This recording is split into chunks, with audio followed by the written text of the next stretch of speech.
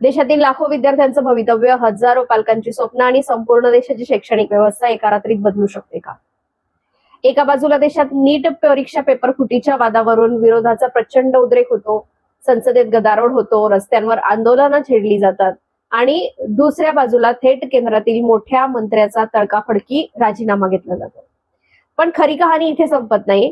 शिक्षण मंत्र्यांनी पद सोडलं, पण मग देशाची शिक्षण व्यवस्था कोणाच्या हाती सोपवण्यात आली? ज्या नव्या व्यक्तीकडे देशाच्या करोडो विद्यार्थ्यांची भविष्याची जबाबदारी आली आहे, ते नक्की कोण आहेत? त्यांची शैक्षणिक पात्रता काय? त्यांना पगार आणि सरकारी सुविधा किती मिळतात?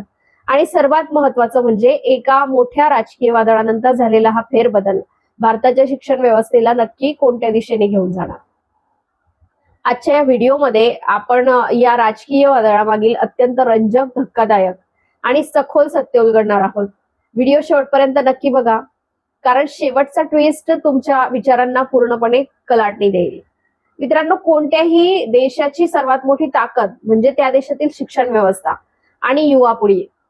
पण जेव्हा याच व्यवस्थेवर आणि परीक्षा पद्धतीवर प्रश्नचिन्ह उपस्थित होतात, तेव्हा त्याचे पडसाद थेट दिल्लीच्या सत्तापीठापर्यंत उमटतात. गेल्या काही दिवसांपासून देशात नीट परीक्षा पेपर फुटीच्या मुद्द्यावरून वातावरण कमालीचं तापलं होतं. लाखो विद्यार्थी जे दिवसरात्र अभ्यास करून डॉक्टर बनण्याचे स्वप्न पाहतात, त्यांच्या मेहनतीवर आणि भविष्यावर या पेपर फुटीमुळे मोठा आघात झाला. या प्रकरणामुळे देशातील तरुण प्रचंड तापला आणि पालकांमध्ये प्रचंड संतापाची लाट उसळली. संसदेचे अधिवेशन सुरू होताच विरोधी पक्षांनी, विशेषतः काँग्रेसने, या मुद्द्यावरून सरकारला अक्षरशः धारेवर धरलं. संसदेच्या पहिल्याच आठवड्यात अधिवेशनाचे कामकाज एक दिवसही सुरळीत चालू शकलं नाही. दुसरीकडे रस्त्यावर विविध विद्यार्थी संघटना आणि विरोधी पक्षाच्या आंदोलनामुळे सरकारची मोठी कोंडी झाली.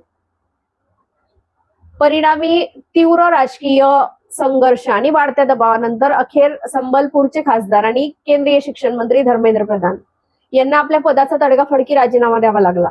एका राष्ट्रीय स्तरावरील परीक्षेच्या गोंधळामुळे केंद्रीय शिक्षण मंत्र्यांना पद सोडावे लागणे ही भारतीय राजकारणातील एक अत्यंत मोठी आणि गंभीर घटना मानली जाते.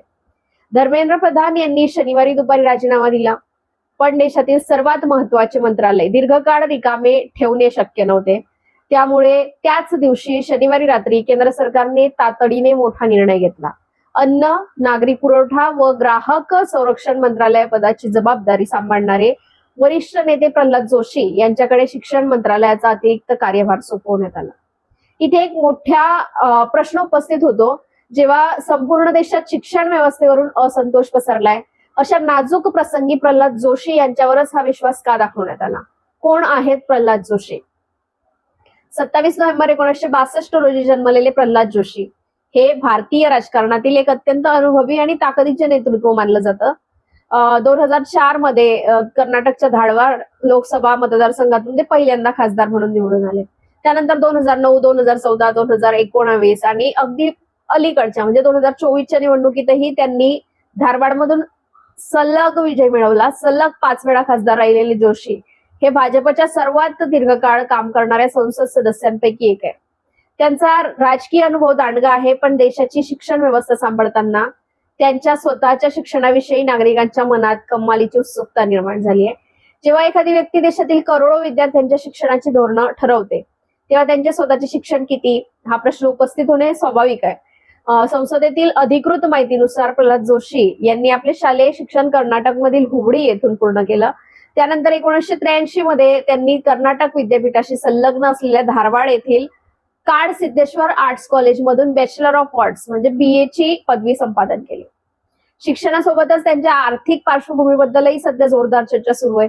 त्यांच्या निवडणूक प्रतिज्ञापत्रानुसार प्रल्हाद जोशी आणि त्यांच्या कुटुंबाकडे एकूण 21.09 कोटी रुपयांची संपत्ती आहे, तर त्यांच्यावर 8.01 कोटी रुपयांचं कर्ज आहे. या संपत्तीचं वर्गीकरण पाहिलं तर एकूण जंगम मालमत्ता रुपये 8.97 कोटी, प्रल्हाद जोशी यांच्याकडे रुपये 2.72 कोटी, त्यांच्या पत्नीकडे रुपये 5.93 कोटी आणि मुलीकडे रुपये 32.03 लाख, स्थावर मालमत्ता रुपये 12.11 कोटी. एका बाजूला त्यांची कोट्यवधींची संपत्ती आणि दीर्घ राजकीय कारकीर्द आहे, तर दुसऱ्या बाजूला त्यांच्या समोर देशाच्या शिक्षण मंत्रालयाचं एक विशाल आव्हान उभं आहे.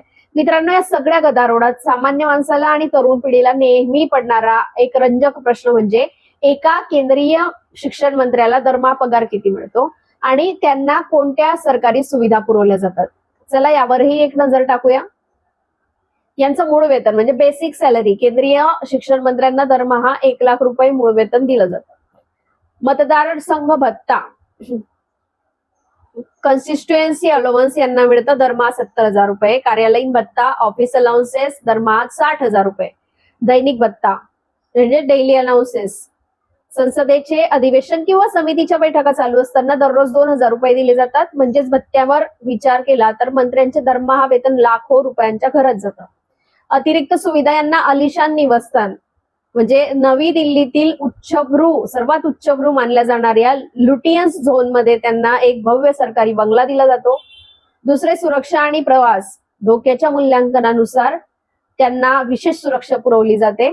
तसेच अधिकृत कामांसाठी विमानाचा मोफत एक्झिक्युटिव्ह क्लास प्रवास आणि ट्रेनचा फर्स्ट AC प्रवास उपलब्ध असतो. त्यांच्या कुटुंबालाही प्रवासात सूट मिळते. गाडी आणि इंधन म्हणजे सरकारी गाडी चालक आणि अधिकृत दौऱ्यांसाठी मोफत इंधन यांना दिलं जातं. वैद्यकीय सुविधा म्हणजे central government health scheme CGHC अंतर्गत मंत्री आणि त्यांच्या कुटुंबाला पूर्ण मोफत वैद्यकीय उपचार मिळतात. आणि सपोर्ट स्टाफ मिळतो.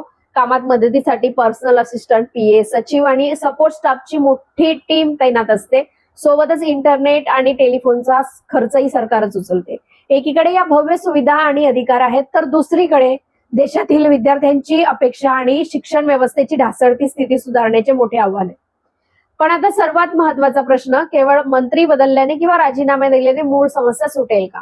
किंवा विचार करा, परीक्षा पद्धतीतील पारदर्शकता, पेपरफुटी रोखण्यासाठी कठोर कायदे आणि लाखो विद्यार्थ्यांच्या विश्वासाचं रक्षण करणं, या गोष्टी वेगळ्या पद्धतीने बदलल्याने साध्य होतील का? प्रल्हाद जोशी यांनी कार्यभार स्वीकारल्यानंतर लगेचच मावळते मंत्री धर्मेंद्र प्रधान यांच्या योगदानाची प्रशंसा करत एक पोस्ट केली, ज्यावरून हे स्पष्ट होते की राजकीय स्तरावर निर्णय प्रक्रिया वेगाने पुढे जाते. परंतु नव्या शिक्षण मंत्र्यांसमोर सर्वात मोठं आव्हान असेल ते म्हणजे पहिलं म्हणजे परीक्षा यंत्रणांवरील NTA परीक्षांचा विद्यार्थ्यांचा गमावलेला विश्वास पुन्हा मिळवणं. आणि दुसरं म्हणजे भविष्यात कोणत्याही परीक्षेचा पेपर लीक होणार नाही यासाठी फुलप्रूफ तंत्रज्ञान आणि संरक्षण यंत्रणा उभारणं. तिसरी, राष्ट्रीय शिक्षणाची धोरणाची प्रभावी अंमलबजावणी करणं. जर या समस्यांवर ठोस आणि दीर्घकालीन उपाययोजना केल्या नाहीत तर केवळ चेहरे बदलून शिक्षण व्यवस्थेचा चेहरा मोहरा बदलणार नाही, हे तितकेच सत्य आहे. मित्रांनो, सत्ता, पद, पगार आणि सुविधा या गोष्टी राजकारणाचा एक भाग आहेत, पण लोकशाहीत सर्वात मोठी ताकद ही जनतेने आणि देशातील तरुणांची असते. पेपरफुटीसारख्या घटनांमुळे एका सामान्य घरातील विद्यार्थ्यांचे वर्षानुवर्ष कष्ट आणि स्वप्न पणाला लागतात आणि शिक्षण मंत्र्यांनी पदभार स्वीकारलाय.